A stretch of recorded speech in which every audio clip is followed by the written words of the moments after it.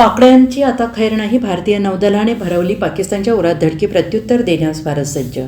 पहलगाममधील दहशतवादी हल्ल्यानंतर भारत आणि पाकिस्तानमध्ये खूप तणाव आहे. दोन्ही बाजूंच्या लष्करी पातळीवर बरीच हालचाल दिसून येते आहे. मैदानी भागात तसेच सागरी क्षेत्रात तणाव कायम आहे. तणावपूर्ण वातावरणात भारतीय नौदलाने लांब पल्ला गाठून हल्ला करण्याच्या क्षेपणास्त्रांच्या क्षमतेची यशस्वी चाचणी करून पाकिस्तानला एक सज्जड इशारा देण्याचा प्रयत्न केला आहे. भारतीय नौदलाने गेल्या काही दिवसात अनेक जहाज विरोधी क्षेपणास्त्रांची यशस्वी चाचणी केली आहे, ज्याचा उद्देश त्यांच्या युद्धनौका, शस्त्रास्त्र प्रणाली आणि नौदल कर्मचाऱ्यांच्या लांब पल्ल्याच्या अचूक प्रहार क्षमतेची चाचणी आणि बळकटीकरण करणे आहे.